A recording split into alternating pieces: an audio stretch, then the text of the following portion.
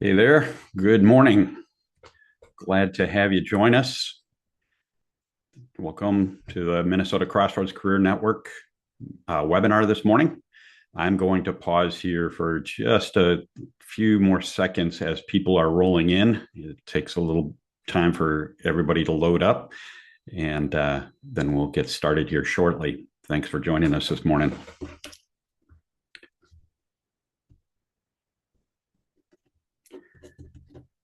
I hope wherever you're sitting, one of the things I like about these webinars is people are join us from all over the country. And I hope wherever you're sitting, it's as nice as it is here today. It's sunny and blue sky here in the Minneapolis area, which is really nice. We've had yesterday was nice, but the previous couple of days were pretty gray and gloomy. And so it's nice. Everything's better when there's sunshine. People are continuing to roll in. I'll just give another couple seconds and I'll get started.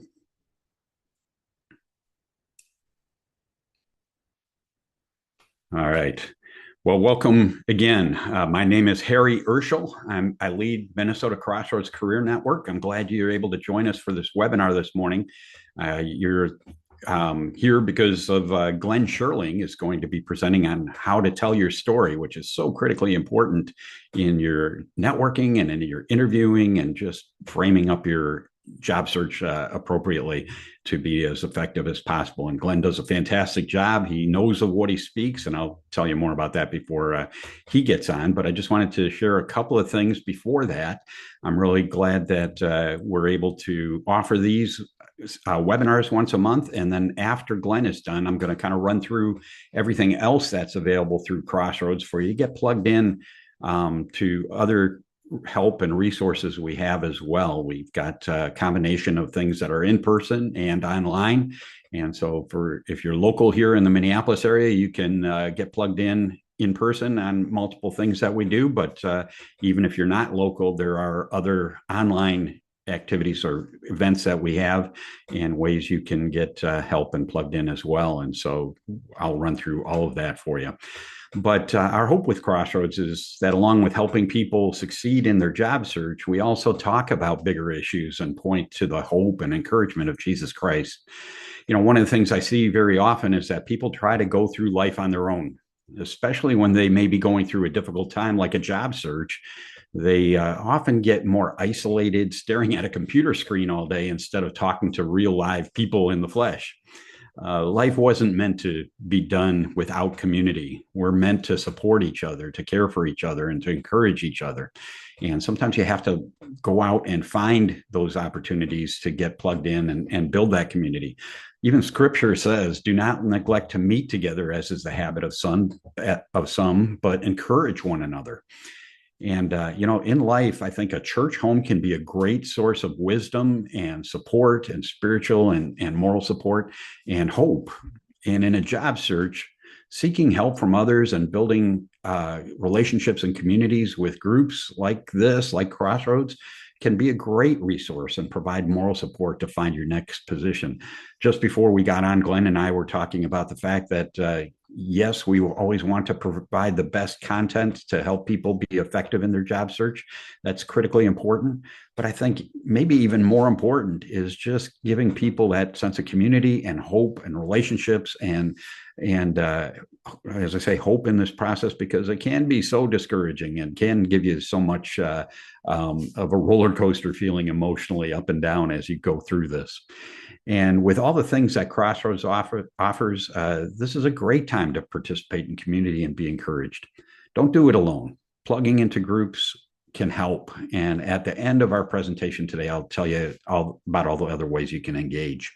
Let me open us in a quick word of prayer, and then we will move along on to the other content.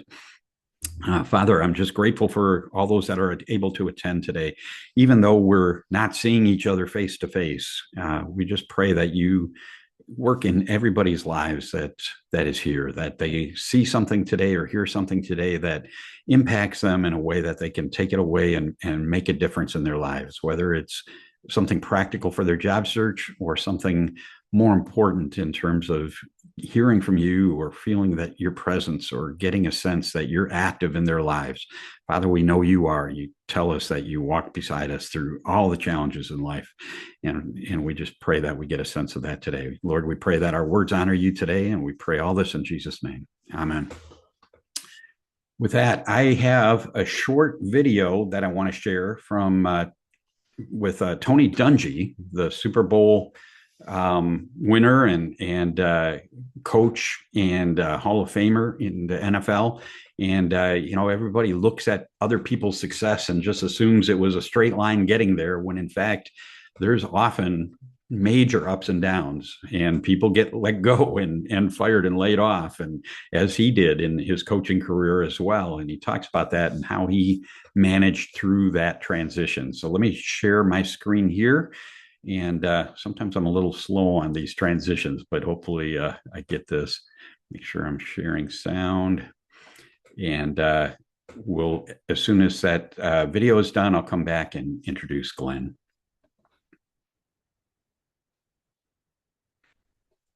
2005 season, we're the #1 seed. We've got a great team, a team really without any weaknesses. We've got home field advantage. Everyone's saying it's our year. We end up falling behind to the Steelers in our first round game. We march back. We've got a chance to tie the game up and go into overtime. And Mike Vanderjagt's our kicker. Extremely accurate guy. Never misses a big kick, and he misses.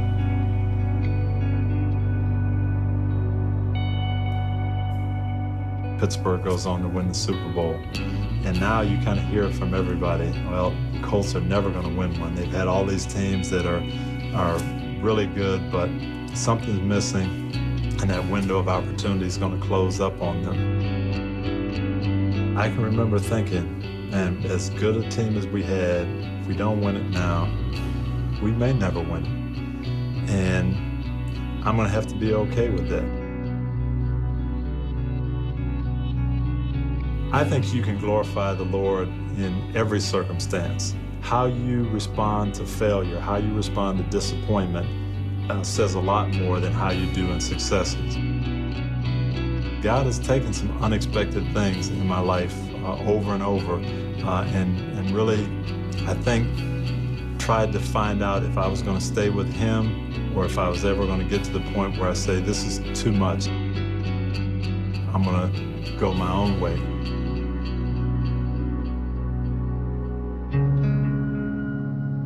I started coaching when I was 25 years old.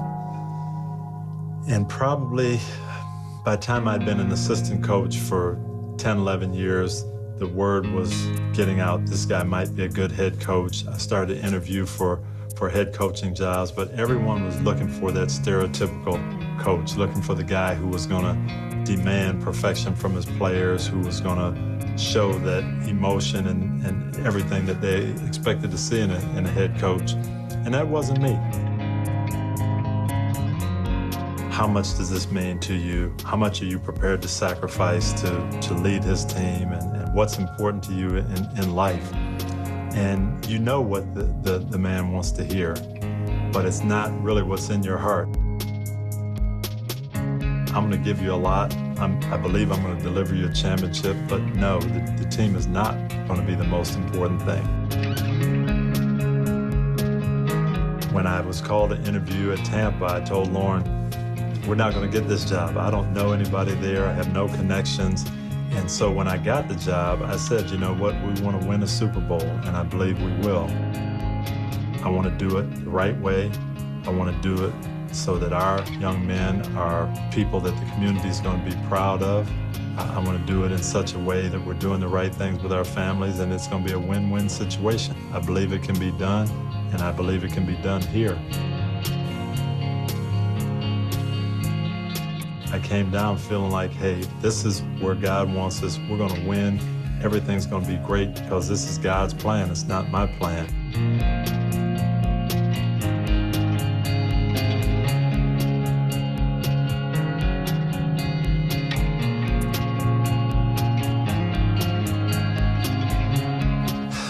That's, to me, one of the hardest things in life, when you have an idea of the way things are going to go, what you hope for, what you dream about, what you pray for, and it doesn't come through. That's when it's easy to get disappointed with God. Why didn't it work? Why didn't it pan out the way I thought it would? It was one of the biggest disappointments of my life because I did feel like the Lord had brought me down to Tampa. And I had to realize that it worked out. It just didn't work out the way I had planned it.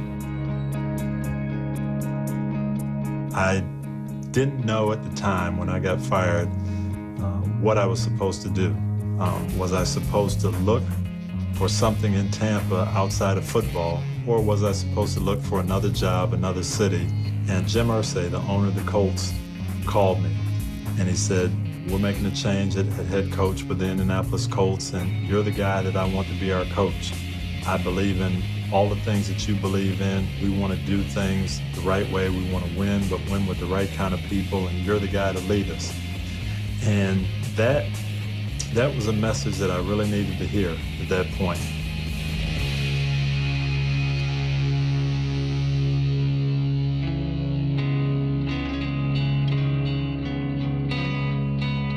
My favorite passage in the Bible is where Christ says, what would it profit a man to gain the whole world but forfeit his soul? And with 31 years in the National Football League, I've seen that a lot. And so to me, that was the thing that I always wanted to tell my players. Don't put this game first. Don't make football everything in your life. How we relate to each other, how we live, what you have in your heart for eternity, how you're responding to the Lord. That's the most important thing. This game will take care of itself. Even though we, for 4 or 5 years had those bitter disappointments at the end of each year, I never gave up. It wasn't to the point where I said, hey, we can never win this thing, but I got to the point where if that is what God has in store, it'll be a bitter pill to swallow, but I'm going to be okay with that.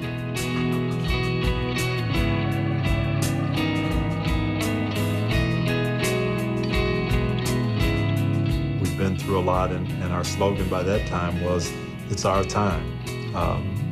Those disappointments were in the past, but now it's our time, and we got to seize the moment, and we did that.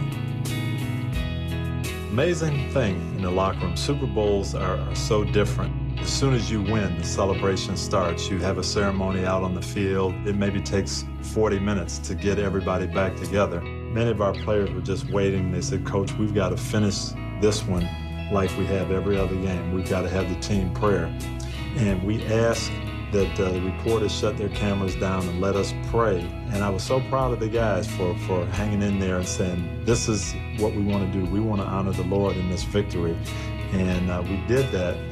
One photographer didn't honor our wishes. He took a picture of it, but that picture went all over the internet, went all over, and it was really a great tribute to what that team had in mind of putting the Lord first, even at the Super Bowl.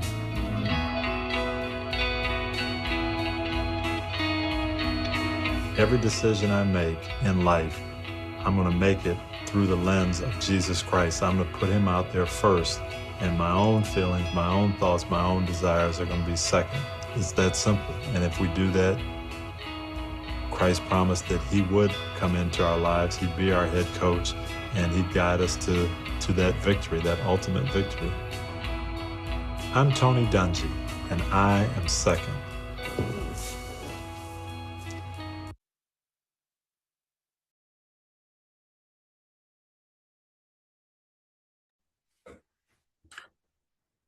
As Tony illustrated there, is life doesn't always go as you think it should or as you plan. And even at his level, obviously getting fired as a head coach, wondering what's next, and is he going to be able to coach again, or should he do something else? I think most people, when they go through a layoff or losing a job in some way, that start feeling the same thing and wondering the same things, and just trusting, and where you put your focus is critically important.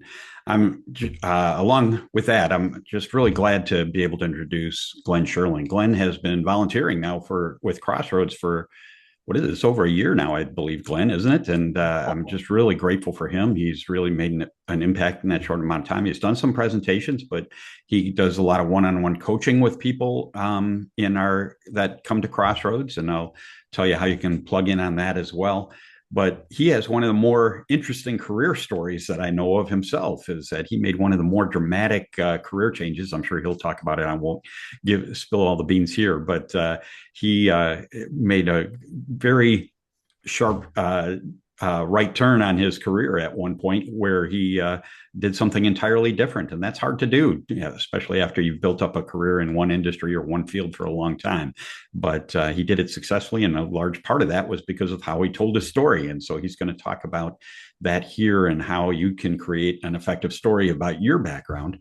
I'm just really appreciative of Glenn taking the time here this morning and sharing his expertise. And Glenn, I'll give you the next hour.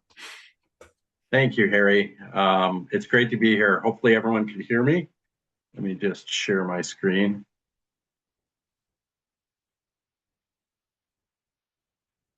And okay, should be able to share. But good morning. As Harry had mentioned, I'm excited to be here today and really talking about a really important, critical topic within kind of the journey in the job search. And it's very simple, and I call it how to tell your story, a strategic narrative. One of the things as I coach and I meet with lots of people, I find that a lot of people struggle in this manner and just aren't maybe as effective in terms of articulating their story, their value proposition. A little bit about me. As Harry had mentioned, I went through, as I call it, probably one of the larger career pivots. I spent 28 years in the world of advertising and marketing, and then realized at a point that I really didn't enjoy what I was doing, and that the industry was going through some systemic changes that I wasn't necessarily thinking was in my best interest. And I pivoted through understanding a little bit of my value proposition, and spent the last 10 or 12 years of my career in healthcare as the director of operations, running ophthalmology clinics. So again, one of the things I believe in is understanding your value, your proposition, and then being able to necessarily pivot and move into some different areas. And a big part of that is to own your story. So this morning, we're going to be talking about how to articulate your value, how you can navigate career and business transitions with clarity and confidence. So the agenda, here's kind of what we're going to be talking about. But before I do that, I want to be just clear on really, as I look at this, my objective this morning is very simple, is I want to inspire you. I want to provide new insights, maybe a couple of things that you could think about maybe differently as you're part of your searching for your next greatest challenge. And my goal in terms of success is, if you take a couple things away this morning, I've been effective. But again, my goal is really to excite you, to get you thinking about some things that we really find can help you be more effective in your job search. So first, we're going to start with why it matters to begin with, a little bit of the framework, some tips on how to create your story, some story development, get a little bit deeper, the impact of it, and then some tips and takeaways at the end. And I will give away a little bit that I've got a secret tip at the end I was mentioning to Harry earlier before everyone joined, that I think is a critically fun and important way to kind of help make an important introduction. So first and foremost this morning, you're probably asking yourself, why does a story matter? I got a resume, I've got a bunch of words on there, I've thrown it on LinkedIn, but why does it really matter?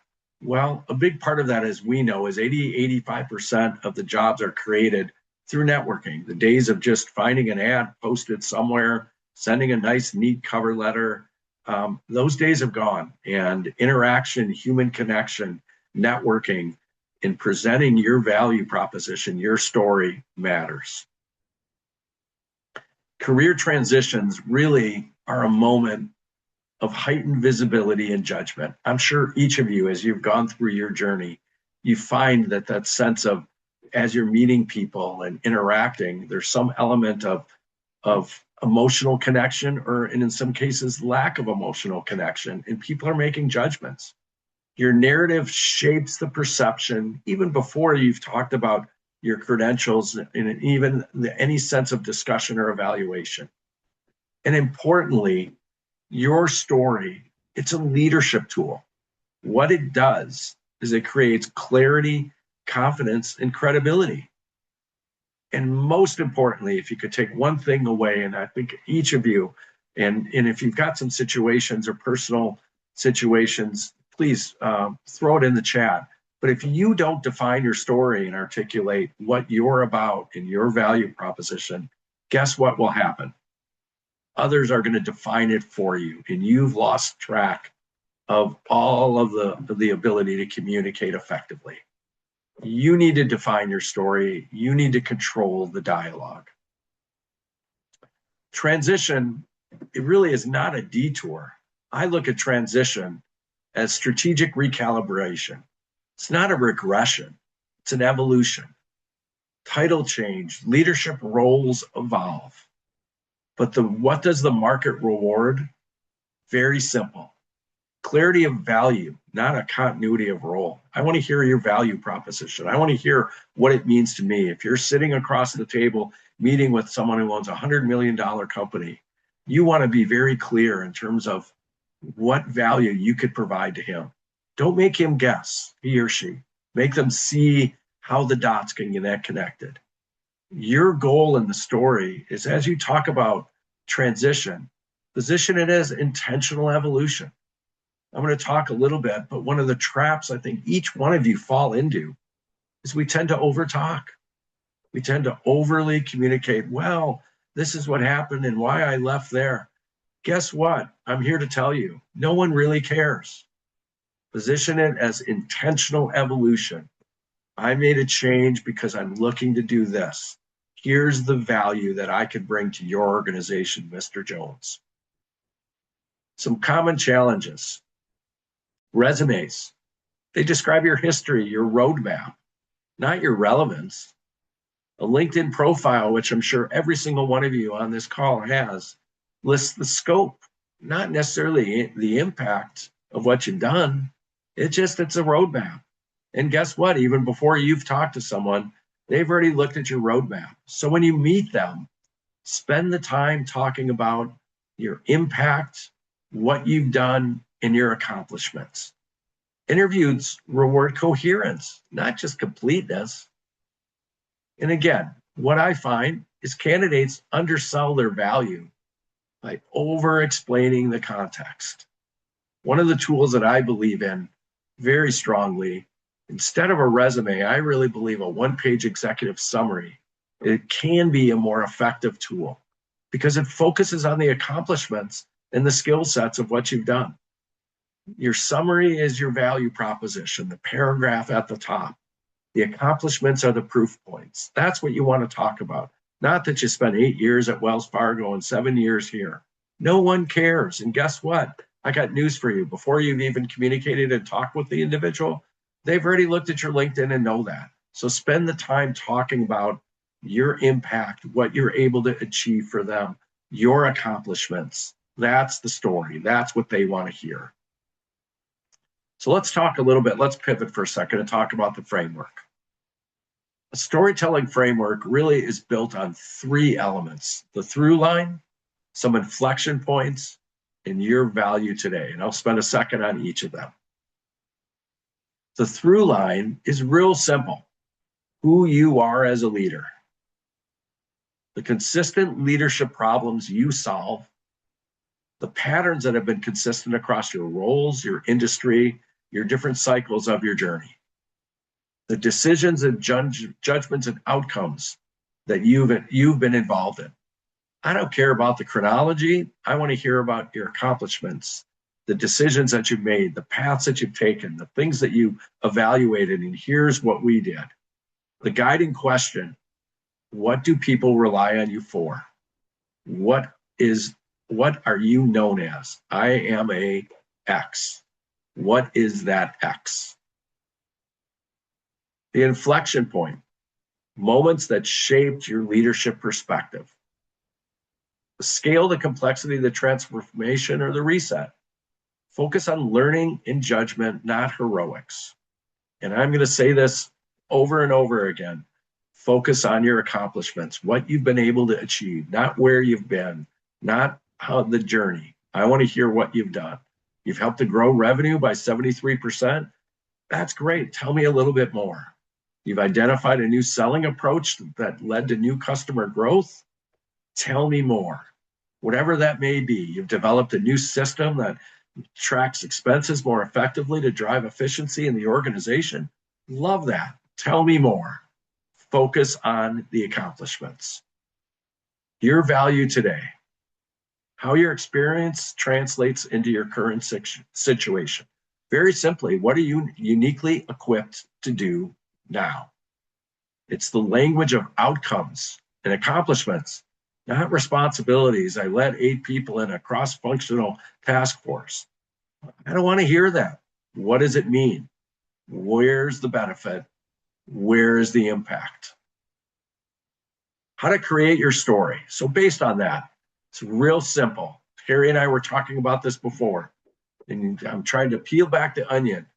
I'm a blah that can solve this by leveraging that.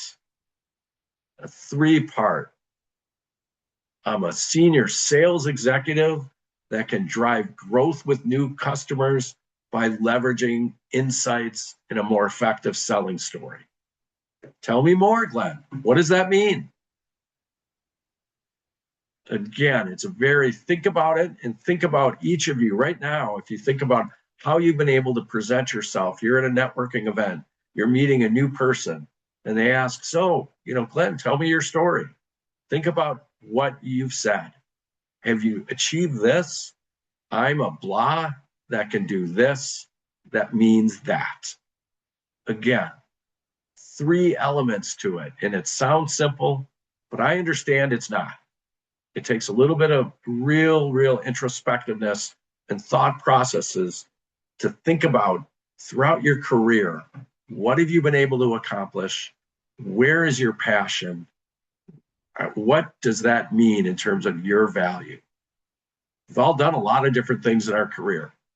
But again, when you try to boil it down to one sentence, it gets a little bit of a challenge, but this is a little bit of the secret message. So let's talk about the structure. It needs to be pretty flexible. If you have 30 seconds, you need to be really clear and really heighten the relevance of what you're saying. If you've got a little bit longer time, you can go deeper and you can differentiate yourself rather than all of the other sales leaders out there. 5 minutes, you're really being able to provide some strategic context and a little bit of the trajectory of your experiences and accomplishment. And the discipline as you're networking and telling your story is to know, given where you're at, who you're interacting with, what's the context, what to leave out. Please, if you take away one thing from this morning, is to focus yourselves and don't over talk or over communicate. You then really lose the ability to be very critically clear, crisp, and relevant to the person you're meeting with. Our story really has one story, multiple expressions. Your core story needs to be consistent. The way you deliver it can adapt to the context of the audience. Is it a large networking group where you're standing up and you have 90 seconds to talk about it? You may communicate it in one manner. If you're having coffee with someone and it's a one-on-one and you've got a little bit of an expanded time, you may talk about it a little bit different. If it's a Zoom meeting, you may need to be very, very crisp and clear. So again, your story always remains consistent. Your tone and your delivery can adapt to the context, the audience, and the environment. How to use it and where? Well, my simple answer is everywhere. Your story is your most valuable part of your job journey. Any networking conversations, informational interviews, job interviews, if you're on a board or advisory role providing perspective, any kind of stakeholder discussion, your story, your value proposition, it's all about you. You want people to be very clear in terms of what you're able to do, why, and how it benefits them. So some other considerations. This is really, I'm going to spend a little bit of time addressing transitions and exits. We all get the question, Glenn, why did you leave your last opportunity? Well, state the facts cleanly and confidently. We fall into a trap of getting defensive. So avoid being defensive or over justification. Reframe the change as a strategic alignment. Business was going through changes. It wasn't really fitting my needs. I decided to look for blah. Reframe the change as a strategic alignment. Why? Because you get to control the discussion. You get to control the dialogue. Most people don't really care that you left. Mostly in this day and age, a lot of it is restructuring or private equity involvement. When I hear those words, it's like, you know what? I got it. I don't want to look backwards. Tell me about you now. Let's look forward. So reframe it as a strategic alignment. Stop over talking. People don't care. Common mistakes. As you're telling your story, there's too much emphasis on titles and scope. No one cares about it. I want to hear what you did. Tell me your accomplishments. I don't care that you were a senior director, cross management, this, that, the other thing. Tell me what you were responsible for, what you were able to achieve, what impact you made. For sure, don't apologize for a transition. Like I said, I don't think anyone cares in this day and age. I hear the word restructuring. I get it. Tell me about, your value, what you're accomplished, how that fits in with my needs. And as I've talked about before, don't overload it with detail. A new sales manager came in and he brought this in and they shifted their focus to do this or that. Too much detail. But again, that's in the rearview mirror. I think what's critical is you articulate what's next. You're controlling the story. You're controlling the dialogue. Common mistakes to avoid. Reframe the goal. The story isn't a biography. Don't over-explain your past. The shift is, here's what I've done, to here's how I create value and why it matters now. Again, you've had a great career. You spent 8 years at Wells Fargo, 7 years at US Bank. I get that. But that's in the past. Talk about how you're able to create value and what does that mean to the person. I'm a blah that can do this, which means this. Oh, that's great, Glenn. Tell me a little bit more. All of a sudden, you're into a different discussion about what impact you can create and talking about it in terms of the accomplishments you've been able to achieve. It's not talking about, well, I was a sales manager for the US for 6 years and then I did this and then I did that. No one wants to hear that. They want to hear about your story, your impact, and why it matters. Common mistakes to avoid. Please, please, don't use complicated phrases. They don't reinforce your value proposition and are very unclear. Things like cross-functional task force, business transformation, operational performance, organizational complexity, transformative leader. I'm sure many of you have some of those phrases within a paragraph trying to explain what you've done. I'm a real smart guy, but when I hear those things, I'm not sure what that means. Business transformation, what does that mean? Did you help me grow revenue? Did you identify new customers that drove growth? Did you help customer retention? Did you make me more efficient? Did you help me drive effectiveness within my selling organization? What does business transformation mean? And I'm willing to bet of everyone on this call this morning, some of these terminologies, some of these phrases are in some of your tools. So I would encourage you, don't use complicated phrases. It needs to be a simple human truth. I do this, that means that benefits you this way. And again, think about it. Transformative leader.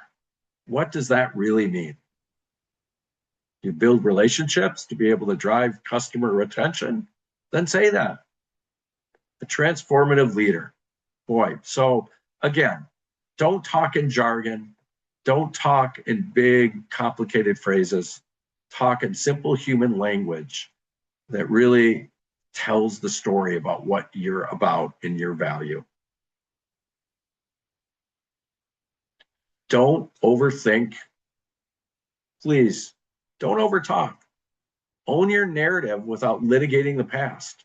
Again, I encourage everyone, and when they're talking, we're not looking backwards. I want to look forward. I want to hear what you can do, your value that you bring, and how you've been able to achieve that in terms of accomplishments.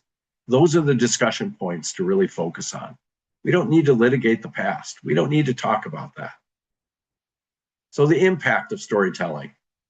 Well, as you could tell this morning, your story is an asset. It's a leadership asset. A narrative creates the opportunity to talk about yourself and your achievements and your accomplishment as you're networking before roles exist. You've planted the seed in someone's head about, oh, I met Brian. He really was effective in terms of customer retention. Guess what? That nugget is going to stick within that individual. And as they're thinking about their needs or someone that they know, even before a role may exist, you've planted that seed within your value proposition. A strong story travels when you're not even in the room. Guess what? You send a recap note that articulates a little bit about your discussion and what you talked about. That's gonna be a nugget that person remembers for themselves and their entity. Or, you know what, you should talk to this guy. I think they really need someone like you. Transition is a moment to reclaim authorship. You're in the driver's seat. You're able to own the story. As Harry talked about, being in transition, I understand it. As I've gone through my career and pivoted, I understand the challenges. It's a journey. There are up days and there are down days. And on those down days, I encourage people, give yourself some grace. You've already been harder on yourself than you should be, but find a way to understand there are going to be those days and just respect it. I always tell people, phone a friend, give me a call if you need someone to talk to, but understand that in transition, it isn't a negative. I view it as a moment to reclaim the authorship, to tell your story, to channel your passion, to find your next greatest challenge. And how you're able to do that is a clear articulation of your story, your value proposition. Your presence in storytelling, the impact is critically important. I want you to speak as a leader, not as a candidate. Be calm, concise, very focused and ungrounded in your delivery. Shift from, you're not looking to validation seeking from someone you're talking to. So you're shifting to value offering. You're talking about your value. What you're able to do, how you've able to done it. What are some of those accomplishments? Glenn, tell me more. I'd love to hear about that. How did you do that? And be confident. Yes, networking is a journey, but I always viewed it as it was a fun opportunity. I got to meet new people, hear their stories. I got to tell my story. And that journey leads you down a path, but be confident as you're in that journey. So some tips, some takeaways. As you write your story, rehearse it. Strengthen your familiarity with it. I tell people, write it, rewrite it, read it out loud. See if it really makes sense. Read it to your significant other. They know you in one context, but read it to them. Does it make sense? Is it full of some of those phrases we talked about earlier? Refine your delivery style. Just get comfortable with it. The pacing, the tone, the emphasis. I'm a senior sales leader that has helped company drive growth through the identification of new customers. That's real simple. That's very clear. I get it. It's easy for a person you're talking to understand. You're able to understand the pacing, the tone, where you need to emphasis, the timing and the transitions. Again, what is your goal? I want you to be seamless. I want you to deal it and communicate in a real professional manner. No ums and ohs and, well, you know, when I was there, I did this, and when I did this, I did that. No. I want you to really be able to be confident in telling your story. Be natural and authentic. You want to be approachable. You don't want to be robotic. Guess what? If I hear business transformation in that as someone's telling me the story, boy, my eyes gloss over and it's robotic. It's a bunch of words that don't mean anything. And seek feedback as you're writing it. Modify it. Don't be afraid to it. You may be so close to it when someone else hears it, it may be very much, no, I don't know what you mean. So, it is a process. An executive summary paragraph takes time. You're going to go through many iterations of it. Seek feedback. Again, you get so close to it, someone else who doesn't know you as well, they may not understand what you're talking about. You may be, without realizing it, talking in corporate mumbo jumbo. Peel back the layers. Use real words that really have an impact, that mean something, that reflect a lot of what you're about in the story you want to own and control. Your story is not about where you've been. It's about why you're ready for what's next. Again, if I can emphasize anything this morning, it's not looking in the rearview mirror, it's looking forward. Again, I don't think people really, they want to hear about your experience, but the focus of the discussion should be about your value, what you're able to bring, achieve, accomplishments, not, again, the roadmap of where you've been. So I mentioned this to Harry before, and certainly I could get this, but there is a TED Talk done by a woman named Sam Horn. This is about 8 or 10 years old. This is, I think, a secret tip to help you tell your story. And she had a job where she was connecting financing to startup companies. So the whole her whole challenge was to create interest and effectiveness in an introduction and create some synergies. And her whole philosophy was built around 3 questions. I find it brilliant, simple. I wish I would have come up with them, but I use it all the time. And I'm going to give you an example as you're meeting with people and someone, a little friendly chit chat, and then they pivot and, Glenn, tell me a little bit about, what's your story? So if I simply said, well, I own a software company that does tax preparation and financial planning. Your answer is probably going to be, oh, great. Not much interaction and dialogue. But if I switched it around a little bit and they said, Glenn, what's your story? And I said, well, do you have to pay your taxes quarterly, as a part of your business? Yeah, I really do. And, it's kind of a challenge to have to keep my record straight. Do you use an online tool when you pay your taxes quarterly? Yeah, I really do. And, I'm a little worried about security and how does that work? Does the tool work really well? It's a little complex and I find myself stumbling it over a little bit. Well, that's what I do. I own a tax software company that helps people prepare their taxes in a quicker fashion. Oh, Glenn, tell me a little bit about that. So you could see the context of using questions to build down a little bit of the rapport of the introduction, which leads me a softball back to tell me a little bit more, which is the opening for me to articulate my value proposition and what we've been able to achieve. I worked with another client who had a job within the healthcare world and did a little bit of software and AI. And we worked together, and he was on an informational interview with a CMO of a very large insurance company.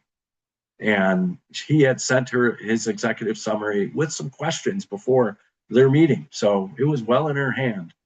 And she kind of chit-chatted for a couple minutes and she said, I'm sorry, tell me again what you've done. And he paused for a second and he said, well, think about the last time you went to the doctor and they needed prior approval for a couple tests before you came in for your appointment. She said, yeah, that's what I do. I've worked within software and AI to help manage prior approvals for clinics before patients come in for their checkups. Oh, I understand what you do. Tell me a little bit more about that. And she further went on and said, yeah, you need to talk to so-and-so within our organization because that's exactly the area that we're looking to build out. So he used only one question, but again, he used it in a manner if he would have just said, oh, I worked within software and AI. We all sort of know what AI does, but not really. It's kind of this nebulous topic. He was able to create the relevance to be able to, again, respond in a manner that he was able to articulate his value proposition, his story, and talk about some of the accomplishments and the impact, and importantly, what it means to her organization. So again, I think this is a little trick that I jokingly say, I wish I would have thought about it, because I think it could be so effective. It could be one question, two questions, but just think about it. If you just simply say, I do this, well, all of a sudden you're looking for someone to say, oh, well, that's great, Glenn, great, great. Well, no, I want to build a little bit of personal interaction to be able to really articulate and tell them why it's relevant. So again, hopefully you've gotten a little bit out of this morning, a little bit of how you can tell your story, the reason it's important, how you can go about it. It's forward-looking. It's a confident message that's built upon what you can do and what it means. Again, if you strip it all away, excuse me, and it controls, it's three elements. I'm a blah that can do this, which means this. So again, think about it in terms of what you're looking to achieve. Spend some time with it. It's your opportunity in your networking for you to control the story, for you to control the dialogue, to present yourself in a meaningful way that a networking opportunity, a person you're meeting with, can really see the value that you're able to bring to their organization. And again, two watch outs. Don't overtalk, don't get defensive, and please don't use words like business transformation, transformative leader. Tell people in simple terms what you do and what it means. So thank you for your time this morning.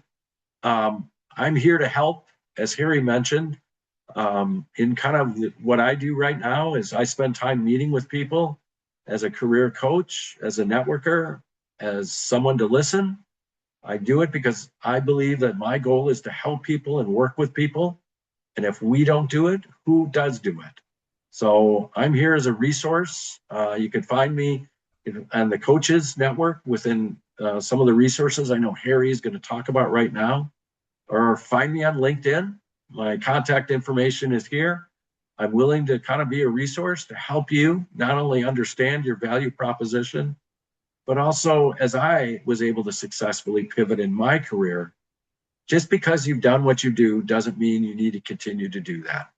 If you understand your value proposition and where you can channel your passion, it can lead you to a pivot, a slight tweak, or in my case, a hard right turn that was very successful. So thank you for your time this morning.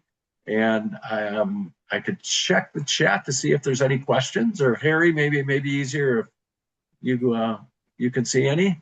Yeah, had a lot of thank yous. One is a woman writes, some additional advice I've received for an intro is to also include what lights you up, as that can show the emotion and energy to the conversation. I think that's absolutely true. What do you get excited about? What are you passionate about? And what do you care about? Absolutely. I can't agree more. I think that, again, as you're talking about it, that comes out in the delivery and the tone about how you're talking about what you're doing. You know, again, I think the goal here, and even as you are trying to finalize and articulate your story, is what channels your passion, what makes you passionate. And again, so much of it is that speaking with that confident tone. And again, you own the story. Don't let people define yourself. You get to tell this story and you get to win. You get to communicate it. So very much, I think the energy, the passion, your commitment is going to come out.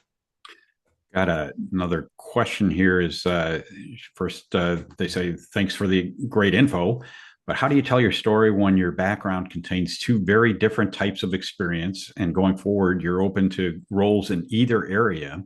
I feel like I need two stories, but don't know when to tell one versus another, and how to combine them.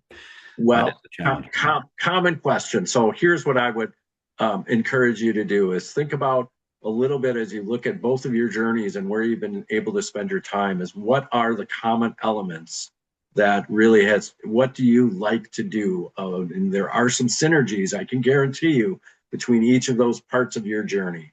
Try to identify that, and those become a little bit of the underpinnings of your story. You've taken the journey in a couple different ways. One of the things that I uncovered as a part of my kind of move away from the world of Mad Men and advertising and marketing to operations and healthcare is I uncovered that there were 4 elements that I really drove my passion. Big project management, not little rocks, but big things. If I was moving a new system or developing a new product. Secondly, being able to create a strategic vision, not 1 year down the road, but 3 years down the road. Thirdly, you could tell I'm very much an extrovert. So the ability to communicate across an organization was important to me. And then lastly, in lieu of all of that, surprisingly, I'm very much a numbers geek. So really trying to define success and how things can work. So I uncovered before I really pivoted that those were some of the 4 elements that really drove my passion.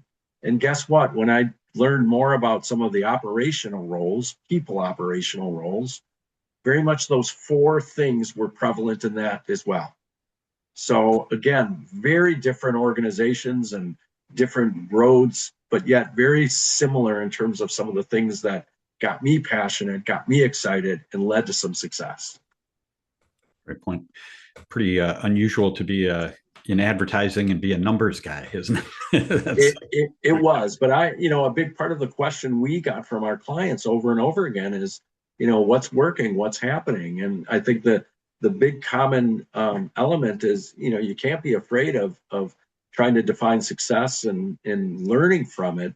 But I think what I find today even more so is I would ask yourself, are you measuring the right thing in terms of defining success? And I think you can find a number that could tell a story any way you want, but is it really the right number? And one of the things I identified moving into healthcare, running ophthalmology clinics, is they were looking at a lot of the wrong numbers. I didn't really care about some things, but I cared about, appointment fill rate and looking at schedule maximization and things like that, which weren't being measured. So measurement's great. I encourage everyone and to think about it because it helps you kind of win the battle. Absolutely. Someone else is asking, what's the best way to say why you're leaving your job of the past 5 years? Well, again, I even sense in that question a little defensiveness. So I think setting that aside and be confident. New leadership is coming in, and I really felt like this was an opportunity for me to really achieve my goals. A short sentence, don't over communicate it. The company was looking to grow in a different area, and I really felt like I wanted to do something different. Oh, okay, I got it. So again, I think about it, and if you go back to the slide that we talked about earlier, don't over talk, don't be defensive.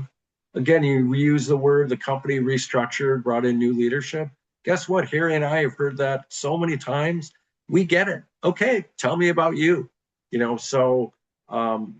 think human nature is you've got to really over explain it. And I just have found in my experience, you really don't. A very simple, clear focus, make it about you. It doesn't fit my needs. I'm looking to do blah. Less is more in many cases. And this is why I think, you emphasized multiple times, and I couldn't agree more, that it's got to sound natural. It's got to be in plain words that right. People use, not corporate lingo and corporate speak. And it's got to sound authentic and just a conversation you're having. But you don't want to wing it because right. In that case, almost everybody just rambles forever. And so if you want to have it prepared, and we talked about earlier about think of it like an actor reciting a script in a movie. They sound like it's a natural conversation, yet it's a memorized script word for word. And so that's the same kind of approach you want to take with this, but you kind of make it sound conversational and natural. Absolutely. Again, I put that slide up and I can't repeat it enough, but I kind of tune out when I hear business transformation. Some of those terminologies, I jokingly say I'm a smart guy. I don't know what those mean. Use real words. I help, right. Are you helping me increase revenue by identification of new customers? Well, okay, didn't just say that. I gave the example when you were talking earlier about, and I hear this in our networking groups sometimes, that I was tracking KPIs in order to bring the most ROI to the organization, and I create um, order out of chaos as a project manager, and all these things that are just cliches or corporate lingo that everybody else kind of glazes over, and Right. you're not going to get any results from that kind of networking. Absolutely. Somebody has a couple of questions here that I think you kind of addressed, but maybe you can expand on them a little bit. First, they say, thank you for the great reframing and strategy. But two questions. Could you elaborate on how to tell your story when you're going through an unexpected career transition, not just between roles, but to a different industry that you wouldn't have chosen otherwise? And how should that focus or value add and accomplishments in mission driven contexts? So I think it's, as you were talking about, what are the transferable skills and abilities that transfer into whatever else you're doing. And your Right. example, your own career example, is a perfect example of this. Right. I would encourage you, um, again, go back, take it down a level, think about what drives your passion. What are the consistent elements that you're really looking to leverage that really captures your passion and what you love to do? I found after quite a little bit of introspection and thought process, there were the four that helped me. And if someone would have said to me in my advertising career, you're going to be running 7 ophthalmology clinics and working with 48 doctors, I would have said, well, what do I know about ophthalmology other than I wear glasses? So I think you can, really position it as I did. And when I went into the final interview, a little bit of a story, for that role, I had a Zoom interview with 5 doctors staring at me, not smiling, frowning. And I went into it very much. I had done some research and met with a couple doctors, not within their practice, to understand their challenges. And I went and started the interview with, you're exactly right. I don't have 30 years of ophthalmology experience, but here are some of the skills that I could bring, and here's how we can address your challenges. And all of a sudden, the whole discussion was reframed. So I would say, think about it in that context in terms of, what are the raw skills and things that you are able to bring forward that are you're passionate about, and then that's how you position it when being able to make a pivot. So I think an important piece of that, and it takes some homework in advance to figure out what's going to be important to them in this context for this kind Right. of role, not just what your accomplishments are from before. And so you have to connect the dots all the time. And so that takes some thought and working things out before you ever get to that interview or before you have that networking conversation. What's going to matter to them? I have seen at times, where people are asked in an interview, what are you most proud of in your career, or what have you accomplished? And they go on a story that's a great story, but it's of something they've done, but it's not related to the job they're talking about here. And so while it might be interesting and impressive, it doesn't really matter for what they're looking for. And so you have to do the planning and thinking that through in advance. Exactly. I did exactly that. New technology was an issue. I knew staff turnover was an issue. So I was able to really focus in. And I was up against, by the way, interviewing that 2 individuals that had 30 years of experience each. So, I went into it, and created a very clear path moving forward. So give it some thought. I would say give some, do a little bit of research. Think about what are the things that drive your passion.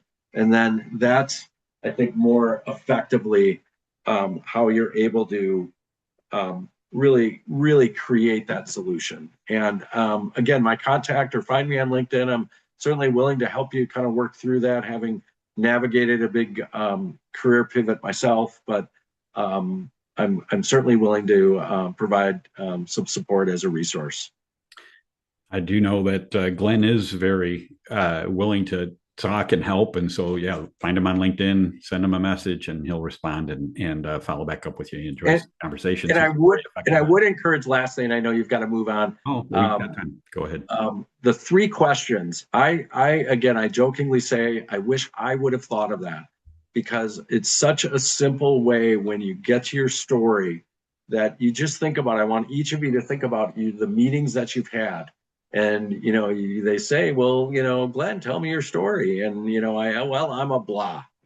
And the answer is, oh, great. Ooh. You never get the ability to really then get deeper into your story. And it's such a simple tool that you can utilize. And again, it doesn't have to be 3 questions, but if you're able to, Harry, do you do your taxes? Yeah, I don't enjoy it. It's really a difficult journey. Well, that's what I can do. I make the journey easier. So all of a sudden, Harry's going to respond, well, tell me a little bit more about that. And it's a way to really build that. So again, and you're doing it in a confident manner to be able to create an impact. Yeah.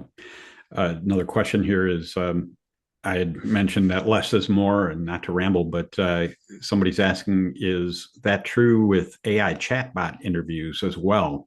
And obviously that's new, AI chatbots, but they do exist, and those interviews do take place at times. Is it still important to be concise there, or is more detail better? I think in any interviewing dialogue context, to be concise, clear, articulate, in very human terms are some of what I would say would be the mandates to always try to follow. I think that, an AI chatbot, someone has written a lot of code for it to replicate I should say differently, attempt to replicate human interaction. And I think that, just follow that same path. More is really not better in some ways. Being very focused can help you get there. We have the same discussion sometimes when it comes to resumes, is to slim it down and not make it too dense or put too much detail in there. And I think a lot of times people think, well, if I'm not giving all that detail, I'm dumbing down my resume or, my conversations. And I don't think that's true at all. What you have to do is figure out what are the most important things they need to know about me, and then say that as concisely as possible. Dumb it down, keep the substance there. But I think too many times people include too much fluff. Well, it goes to exactly, and a resume or an executive summary is a written tool. Don't overtalk. Don't include too much in there. It just gets in the way of what really you want. What's the message you want to leave them with? And I can't agree more. Be focused. And human nature is such that we don't embrace that concept. We think I've got to use 93 words when I can use 20. And guess what? The 20 can be way more effective because it allows some openness. It allows some ability to really effectively create a connection. The reality is, and this has become true, I think, in every generation now that exists, is people's attention spans have gotten shortened dramatically, partly because of social media. There's other factors as well, but people don't get into long, detailed conversations, and if you're rambling, you lose them after a few seconds. So. It's instantly. It's that, and I provided the slide again. Understand your context. If it's a 2-minute kind of interaction, that's going to be, be short, crisp, leave them with something that's going to create an impact. If it's a 5 or 10-minute discussion, the ability, you can go a little deeper. If it's a 30-minute interview, again, you can get a depth of a message. But exactly, I think all of us, it's like, if you don't create a connection, got it. You're already thinking about the next thing you got to do rather than focusing on the individual in front of you. Exactly. Glenn, fantastic. We got a lot of thank yous and awesomes and all kinds of positive comments for you in here. I think it has been very effective. Gives people a lot to think about. Very practical. I think can help them be much more effective in their conversations. I think very often people go to networking meetings or to an interview and they download for several minutes at a time, and lose their audience. And so how you tell that story, keeping it concise and focusing on, figuring out what's the most important thing they need to know about me, and just focus on that is incredibly important. So it really is. And thank you, everyone. And again, any other follow-up questions, come find me on LinkedIn. I'm happy to be a resource. I know Harry in a second is going to talk about Crossroads Network, but I'm going to put my plug in here. I think it is absolutely a wonderful organization filled with different tools to really help you. Many of us are here to help you and support you in your journey. People want to help. The challenge is people are afraid to ask for help. And I would just encourage everyone, don't be afraid, reach out. look for help, ask questions. There are many of us like myself here to try to help you find your next greatest challenge in your next opportunity. So thank you for everyone's time this morning. And Harry, I'll let you talk a little bit more, and appreciate the opportunity to engage with everyone. Terrific. Thanks so much, Glenn. Let me share my screen. I'm going to run through some slides. I'll show you how you can find this webinar today to be able to review later as well. Somebody else is asking about that. But there are a number of resources through Crossroads that I hope you take advantage of. There's things that we do online, things that we do in person. And so whether you're local, there are things. If you're not local, there's still things that you can plug into. I think getting the help, getting a sense of community with others, getting the advice and encouragement on a regular basis is so critically important. Don't get holed up at home and stare at a computer screen all day surfing job postings.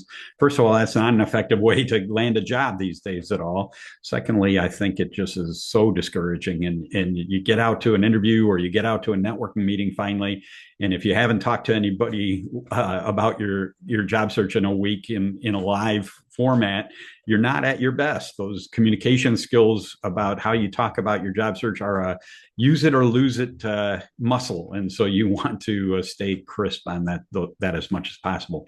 Everything we offer through Crossroads is listed on our website at mncrossroads.com. So if you haven't perused that, you probably had to go there in order to get the link to sign up for this webinar today, but there is so much more information on there as well. And so spend a little time kind of cruising through the website, seeing what's available to you. We have schedules of upcoming events. We have a description of the different things we offer. We have a job board. There's a lot of local companies here in the Twin Cities that know what we do. They've hired great people from Crossroads, and so they post jobs on our job board as well. And if you respond to one of those, just include a note that says, hey, I've found out about it through Crossroads, and typically you'll get extra attention on that. And so make sure that you check what's there. Obviously, that job board is not as populated as LinkedIn or Indeed, but there are great jobs on there, and it changes regularly. I'd say there's probably 5 to 10 new jobs that get posted each week. And so check them out and take advantage of that. But there's a lot of other things there too. I'll run through some of the things that are available. Kind of our cadence for these kind of seminar presentations is we have 3 of them each month. On the first Thursday of each month is in person only at Grace Church in Eden Prairie. And we have that next one is going to be coming up on June 4th. And I'll tell you what that topic is a little bit later. But then we also have our networking group that meets following this presentation, and that's in person for that group. And it's a great way to trade contacts and leads and get some ideas and inspiration from others in that setting as well. So the presentation starts at 7:30 a.m. Goes, and that whole section goes till 9 o'clock, and then networking group starts at 9 o'clock, goes till about 10:45. And so plan on a good morning on that. And then we typically have Brad Markwell comes in, talks about financial considerations during your job transition as well. And so you can get some additional input there. The second Thursday evening of each month, we meet on the other side of town at Woodbury Lutheran Church. And we have another presentation then, and that's live in person as well, and only in person at that point. And then the third Thursday morning is what you're on right now, is we do an online webinar. And this is, as I mentioned earlier, is one of the great things I appreciate about this is we get people from all over the country. I know we've got people from South Carolina. Usually we have anywhere from 7 to 12 different states represented on here. And so I'm really glad to have that broader reach that way too. But again, all the details and upcoming topics and speakers are listed on the seminars page or our website at MN Crossroads. On a weekly basis, we have our networking group that meets at 9 o'clock every Thursday morning. As I mentioned, the first Thursday is in person only, but then every following Thursday each month is through a Zoom meeting online. So you can participate sitting at home with your own cup of coffee on that, and excuse me, and take advantage of that. And I just lost Well, there we go. I'm sorry. I lost my slides in front of me here for a moment. But it's a great way, as I mentioned, to trade contacts and leads. Wes Tang on our team typically leads that, and he does a great job of making sure everybody walks away with something each week and gets a chance to be able to share with others as well. So take advantage of that as often as you'd like. And I think not just the content that you get out of that and the context, but again, a sense of community and connecting with others is important too. So that's every Thursday morning at 9 o'clock. You can participate. It's still this morning at 9. You do need to, if for the Zoom meetings, you do need to register on the website in order to get the Zoom link. But you can go to the networking page on the website and get that and be able to register quick and easy. We have one-on-one coaching available. Glenn and I both referred to that earlier, but if you want to have a conversation with one of our volunteers, you can go to the coaching page on the website, fill out a short form just with your name and email address so that we can reach back out to you and set up a time to meet, usually through a Zoom meeting, and be able to talk about anything you'd like in your job search, whether it's to take a look at your resume and get some help on that, or get help preparing for an interview, or do mock interview practice, or just to talk through your situation and get some advice and ideas on how to network better, or whatever it is that's important to you.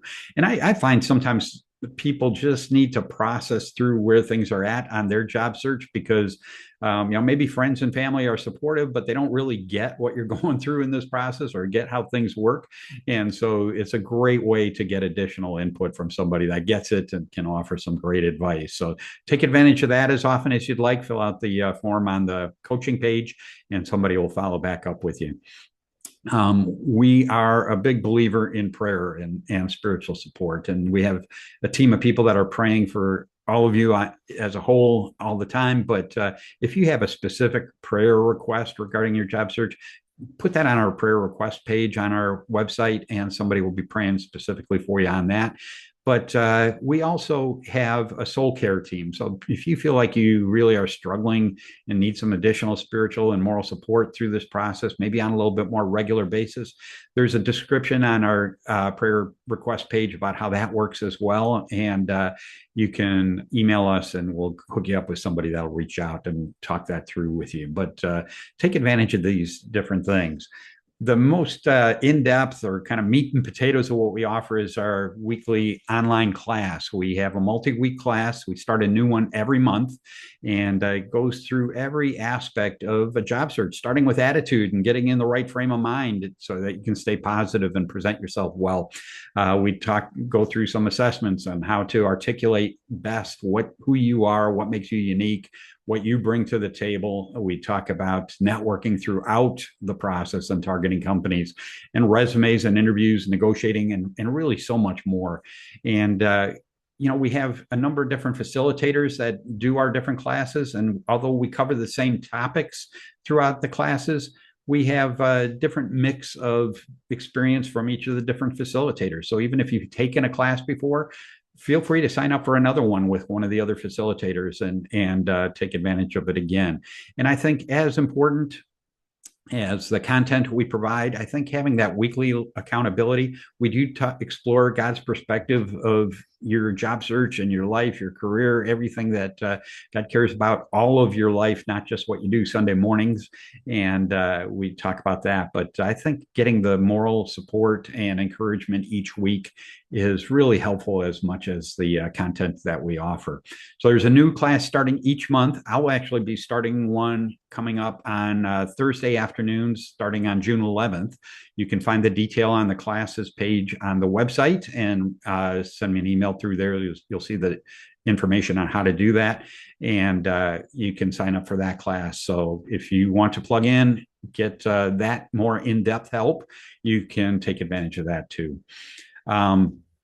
We have a LinkedIn group. So if you put MN Crossroads Career Network in the search box on LinkedIn, you'll get two things actually. One is our company page, which I encourage you to follow, because the more followers we have there, the more exposure we get and people become aware. I'm not trying to build up the numbers of people that participate in Crossroads, but if people want the help, I want them to be able to find us easier. And so follow us on our company page and you'll see new things that get posted there. But then you'll also find our LinkedIn group, and you'll need to request to join the group, and you'll be approved for that. And that gives you access to a lot of information that gets posted in there for sure, and upcoming events. But there are over 3,000 people now in that group, and it gives you the ability to look through. Those are all people that have participated in Crossroads in the past. Overwhelmingly, those people, the majority, are working in new jobs now and just have stayed in the group to be willing contacts at those organizations. So you can kind of look through the members, see where they're working. If that's a place you might want to pursue, you can reach out to them and tell them you found them through the Crossroads group and you'd like to get some advice or insight on how to pursue things more effectively at that company. And so take advantage of the LinkedIn group to be able to find the contacts for your networking at companies that you want to pursue. And so I really encourage you to check that out. This webinar and all of our webinars we did starting in the pandemic are all posted on our YouTube channel. And so this one will get posted before the end of the day, and you can review this and any of the others. There are dozens of great topics on there that cover every aspect of a job search in one way or another. And the nice thing about YouTube watching the videos is you can fast forward through me. You don't have to listen to me anymore. You can get to the topic, you can rewind, you can watch it in double time or whatever you'd like. But it's a great way to get a ton of great content. Great way to spend a Friday night is watch job search videos. Maybe not, but take advantage of all the content that's available out there. So this, put in MN Crossroads Career Network in the search box on YouTube, and you'll find us and be able to view all this over again. I just want to acknowledge we actually have over 40 volunteers for Crossroads. Nobody's getting a paycheck. Everybody is sharing their time and expertise because they just want to help others. And so I'm grateful for every one of them. It enables us to do all these different things. It's not one or two people that are able to offer all these different things we do through Crossroads. And so I'm grateful that we've put together a great team of people that can help you in all kinds of different ways. So just as you interact with others, I encourage you to thank them because, like I say, nobody's getting a paycheck. They do it because they want to offer back to others the help that they're able to offer.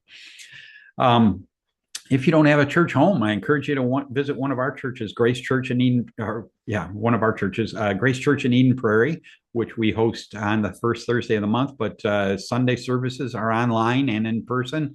And I encourage you to get plugged into a church to gain that some great teaching, some great moral and spiritual support, some people that are praying for you, and build that sense of community again as well. I think it's so important, especially when you don't have your work family like you would when you're employed. And so get plugged in. And so Grace Church or Woodbury Lutheran Church on the other side of town, both great Bible-believing churches that I think are terrific places to plug into. Our next seminar is, as I mentioned earlier, in person at Grace Church in Eden Prairie, 7:30 a.m. Thursday morning, June 4th. Bill Rodriguez is going to be talking about his business ownership or self-employment, your best next step. And he'll give you some great tools and ways to think about, is that really a good idea for me or not? And so if that's even on your radar screen, or maybe it hasn't been, but you want to think about, well, maybe I should think of something like that. He can help you kind of navigate in your mind and do some self-evaluation as to whether that is a good step for you or not. He'll give you the good, the bad, and the ugly. And so you can figure out some of the advantages and some of the pitfalls. And with that, I am done. I hope this morning has been worthwhile for you. I know Glenn's topic is very relevant and I think can be useful for anybody in a job search. And I hope you join us for other things going forward too. Get plugged into the networking group that's coming up at 9 o'clock. You can still register online if you want to do that and participate in that Zoom meeting. And I hope we see you again. Better yet, I hope we don't see you because you landed a new job here soon. And thanks for joining us this morning, and take care.